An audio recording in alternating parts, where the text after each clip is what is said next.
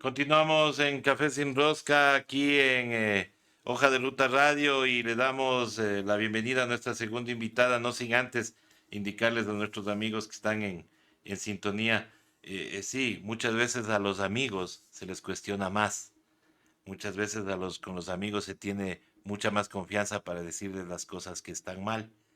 Y algo que me caracteriza a mí es justamente eso, no taparme nada y embestir de frente. Otra cosa es que ustedes quieran ver un enfrentamiento en una entrevista y eso no lo van a ver acá. Damos la más cordial bienvenida a nuestra invitada, la asambleísta Victoria de Sintonio, con quien vamos a conversar sobre la consulta popular. Estimada asambleísta, muy buenos días. Quiero empezar no con el tema de la consulta popular, sino hacer un paréntesis para hablar sobre la decisión de la Corte Constitucional el día de ayer, porque muchos colegas dicen que la Asamblea debería tener las barbas en remojo porque ustedes no han cumplido con la sentencia del juez Lindau. ¿Qué opinión le merece eso a usted? Muy buenos días. Buenos días, muchas gracias por la invitación. Un saludo a todos y todas quienes nos escuchan. Es impresionante cómo aquí se quiere plantear con manotones de ahogados y, como dirían en mi barrio, con llantos, a esta decisión de la Corte Constitucional. Nosotros nunca nos equivocamos, siempre tuvimos la razón. Primero, el Consejo de la Judicatura había que cambiarlo. A través del juicio político se lo intentó y muchos asambleístas en esta votación protegieron el Consejo de la Judicatura y ahora tenemos ya denuncias que están llegando a la Asamblea Nacional de que existen asambleístas que tienen cargos en sus provincias en las diferentes direcciones del Consejo de la Judicatura. Y ahora lo entendemos. La Corte Constitucional en este momento ha determinado que el Consejo de Participación Ciudadana incumplió una sentencia. Y ahí los resultados. Nosotros no nos equivocamos, ellos tenían que salir. Es impresionante ahora la decisión o a la ligera como se toma el tema y el señor, creo que Ulloa, ha planteado que la Asamblea ha incumplido.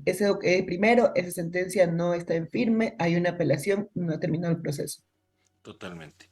Y además ustedes cumplieron, mejor dicho, la Asamblea cumplió con el tema de la placa, y se convocó a la posesión del señor superintendente, no hubo quórum, entonces, ¿dónde está el incumplimiento? ¿No? O sea, ahí está más que claro. Bueno, vamos al tema de la consulta. Eh, la señora asesora legal de Guillermo Lazo dice que esta consulta va a acabar con el crimen organizado, especialmente por la pregunta número uno de la extradición.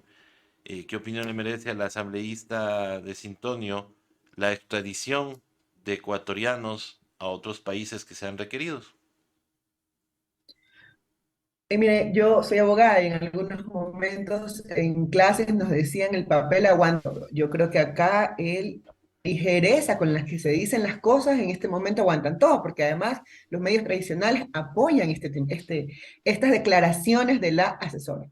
Y lo que la asesora no le dice al país es que esto que ellos están intentando ubicar como una promesa para la seguridad que ha descuidado este gobierno, es que ¿qué le han prometido a la ciudadanía y qué no le han cumplido?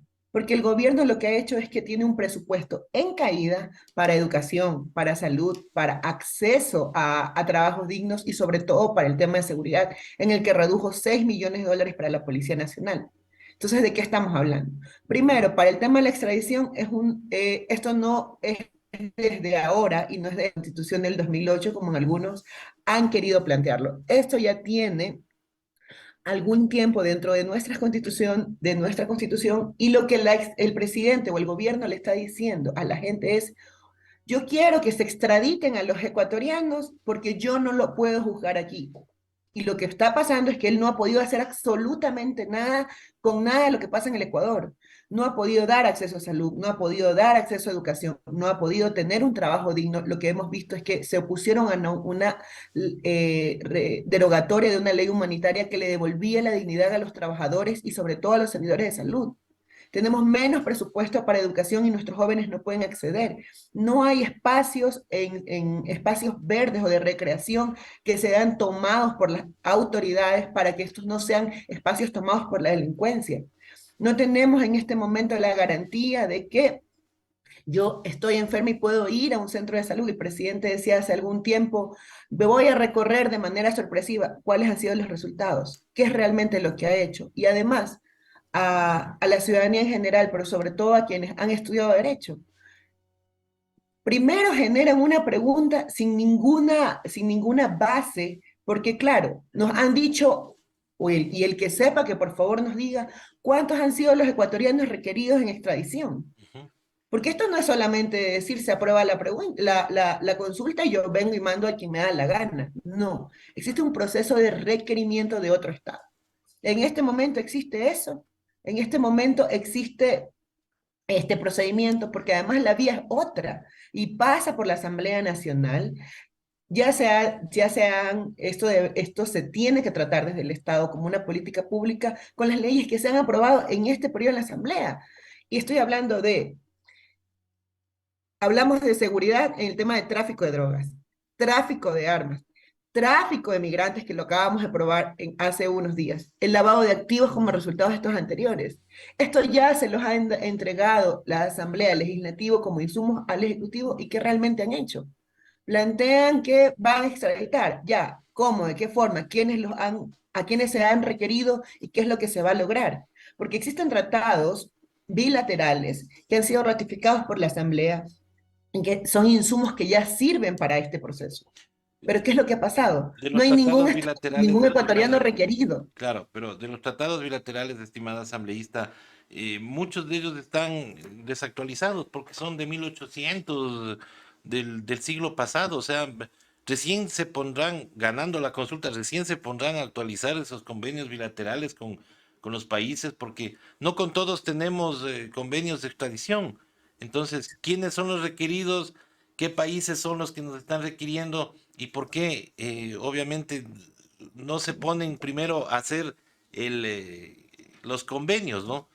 Antes de empezar el proceso de extradición, porque lo que nos están vendiendo es que el día de que ganan, al otro día están saliendo miles de delincuentes del país a ser juzgados en otro país. A ver, esto de aquí primero es falso, ¿no? O sea, eso no va a pasar, ¿eh? Claro. Eh, Segundo, pero además aquí hay que decir una cosa, la delincuencia común, el que me genera terror en mis barrios, el que me genera terror en mi ciudad y en mis parroquias. La delincuencia común no va a sufrir ningún impacto con esta medida de extradición. Ujú. No nos engañemos ni le vendamos humo a la gente, porque además lo que decía es, sabemos cuáles son cuántos estados extranjeros han solicitado un proceso de extradición desde nuestros nacionales. Insisto, si alguien tiene el dato que por favor nos los entregue. Pero además en este país, el presidente de la República ha determinado que esta es la solución a la seguridad y esa no es la solución a los problemas de inseguridad que tiene el Ecuador. ¿Sabe qué es lo que está pasando, por ejemplo, en una ciudad como la que yo vengo, en la ciudad de Guayaquil? ¿Cuántos jóvenes realmente tienen? Y ahorita que están en campaña electoral, inclusive la alcaldesa que está saliendo dice, voy a construir clínicas de recuperación. Ella le hizo lo prometió hace 4 años. Pero no hay un proceso realmente de reinserción porque esto es un problema de salud pública, porque los jóvenes están teniendo adicciones y no hay un Estado que los albergue y los cobije como un problema de salud pública, primero. Segundo, el empobrecimiento de cada uno de los barrios a nivel nacional, porque en todo el país estamos viendo estos mismos procesos. Las medidas en algunas ciudades, como en la ciudad de Guayaquil, son totalmente altas, pero eso no quiere decir que no existan en las otras poblaciones del país. ¿Y cómo haces eso? Cierras la brecha de desigualdad, generas empleo, generas que los jóvenes y los adultos que quieran retomar sus estudios lo puedan hacer de una manera digna, generas que la salud ahora nuevamente sea digna, porque sabemos que antes esto sí pasaba y que caminábamos a ser el segundo país más seguro de la región. Ahora estamos hacia abajo. Ujú. Es más, ni siquiera el turismo puede avanzar en el país porque ni siquiera nosotros queremos salir a los sectores turísticos y menos aún los extranjeros visitar este país. Entonces, esta no es la solución. La solución es asignar realmente recursos para salud, educación, para realmente crear un plan de trabajo que garantice la seguridad. No queramos endosar esto a un problema que no existe. Y sí, la extradición es en alguna medida, porque vamos a llegar a un momento que vamos a tener en este país a capos de la mafia como el Chapo Guzmán, entre otros. Pero eso tiene que pararlo y frenarlo en este momento el gobierno con acceso presupuestario realmente para la gente de a pie, para quienes votaron por sus proyectos y no venir a endosar una salida que totalmente es falsa y que no tiene en este momento ningún asidero jurídico. Insisto, ¿cuántos son los ecuatorianos que han sido solicitados para extraditarse? Que se nos digan los nombres Claro. y sobre eso decidamos. Ahora, No existen, no hay. asambleísta, y hay extranjeros solicitados porque los extranjeros no tienen prohibición de ser extraditados aquí en el país. Porque eso es otra de las cosas, ¿no? Dicen que la Constitución de Montecristi prohíbe o les da refugio a los delincuentes internacionales. Si son extranjeros pueden irse tranquilamente. Hubo un caso en el 2019 en donde Lenín Moreno negó la extradición de un estadounidense en, que había estafado o que quería estafar a Facebook. En el 2019 no se dio esa extradición porque Lenín Moreno podía tomar la decisión y dijo no. La Constitución no prohíbe una extradición a extranjeros. Sí se puede extraditar. Pero además eso es lo falso que generaron en ese momento, ¿no? Echarle la culpa a la Constitución de Montecristi, que fue una constitución elaborada con la mayor cantidad de participación ciudadana, y que en este momento no quieren resolver los problemas frente a eso. El caso es real. Entonces, el Ejecutivo tiene. Y aquí vemos una vez más cuánto es el poder del Ejecutivo para poder acabar con el tema de la delincuencia dentro del país, con el crimen organizado. Voluntad política no existe, porque en este momento a lo único que están dedicados específicamente es a tapar, pues. Así como lo hicieron en Moreno, los vacunados BID ahora están tapando al gran padrino, al caso Encuentro, que está ya en la fiscalía y que involucra al sector más cercano al presidente Guillermo Lazo. Y eso hay que decirlo claramente. ¿Por qué el presidente Guillermo Lazo inclusive se contradice en las declaraciones? Yo le pido la renuncia al funcionario, pero primero había dicho que él no sabía y que se había querido ir. Entonces, él ni siquiera tiene las riendas de este país, no controla realmente lo que tiene que controlar. Y en ese momento lo único que vemos es a un gobierno totalmente corrupto, con gente muy cercana al presidente Guillermo Lazo, que además se demoraron un montón de tiempo para poder hacer las investigaciones. Y eso también hay que decirlo, porque al expresidente Correa no se le ha demostrado durante todo este tiempo una sola prueba en su contra, lo sentenciaron a través de una sentencia que indicaba influjo psíquico, pero para este presidente no aplica. Entonces, lo que estamos viendo es que la institucionalización que destruyeron por destruir el correísmo en este momento les está sirviendo a ellos para sostenerse, porque nunca se prepararon para hacer gobierno, estuvieron más de 10 años peleando para hacer gobierno, pero a lo único que estaban preparados era para saquear y destruir este país.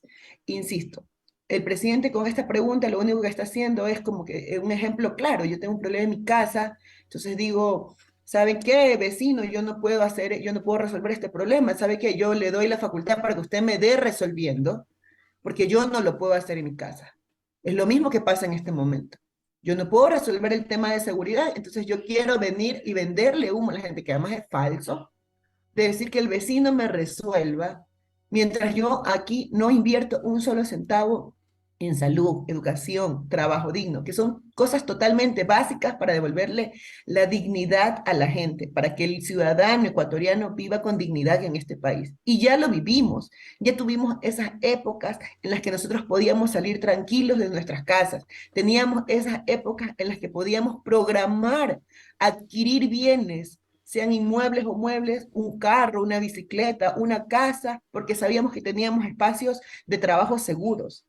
Ya teníamos la tranquilidad de que si se enfermaba mi hijo, mi hija, mi abuelo, mi papá, podía acceder al Ministerio de Salud Pública, a la red de salud pública y que iban a ser atendidos. Eso es lo que no nos está diciendo este gobierno. Nos prometió todo esto. ¿Y qué es lo que nos ha entregado? Nada. Con esta consulta va a ser exactamente lo mismo, porque lo único que quiere es cooptar que ellos decidan quiénes van realmente a designar a las entidades de O sea, control. ese es el Y eso no meollo lo de podemos toda la permitir. consulta, ir a que todas las autoridades de control sean nominadas por el Ejecutivo y al servicio del Ejecutivo. Esa es la finalidad de la consulta. Sí, pero es que además esto es un proceso y a veces la gente quizás no nos damos cuenta por tantas cosas en las que nos tienen pensando, como por ejemplo salir de nuestra casa a buscar trabajo y regresar vivos a ver a nuestros hijos. Pero por ejemplo, se cambió el método de asignación de escaños para que en este periodo, vean, en este momento, ustedes acaban de ver una asamblea totalmente atomizada. No tienen una mayoría que pueda defender realmente los intereses de la gente. Esta asamblea, la actual, a la que yo soy parte, en la que trabajamos día a día por entregarles las normativas que necesita la gente, porque el paso del tema de seguridad, por ejemplo, no solamente es entregarle más leyes, es que el gobierno asigne la plata para que las cosas que pasan en los territorios se puedan dar. Pero, por ejemplo, esta asamblea atomizada, que no tiene una mayoría eh, formada completamente. Imagínense resolviendo quién va a ser el contralor, quién va a ser el procurador, quién va a ser el superintendente de bancos.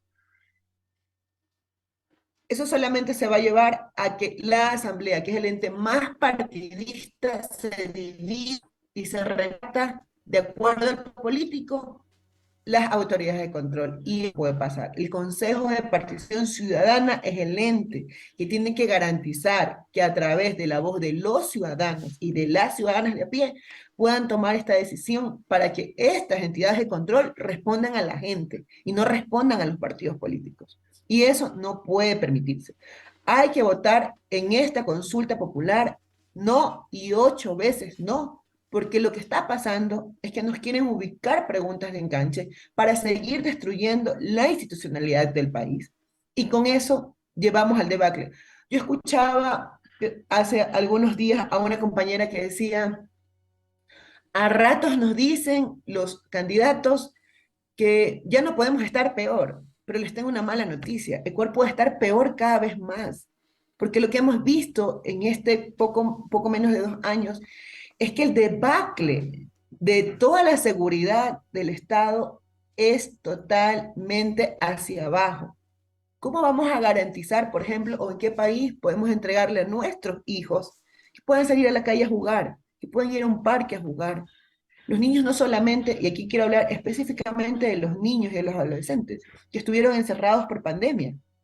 Esos niños ya no volvieron a salir de la misma manera a sus barrios, a sus calles, a sus parques, porque ahora la pandemia no es que nos tiene encerrados, nos tiene encerrados el miedo a ser un país tan inseguro de que quizás mi hijo o mi hija salga a la calle a jugar al parque y ya no regrese.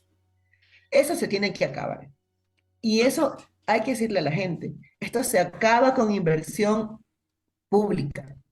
Antes lo hicimos, antes estábamos mejor, antes lo logramos hacer. ¿Por qué no hacerlo ahora con una decisión política que realmente piense en los ciudadanos y las ciudadanas de pie? Exactamente, eso es lo único que se pide, que se gobierne y se gobierne pensando en el país.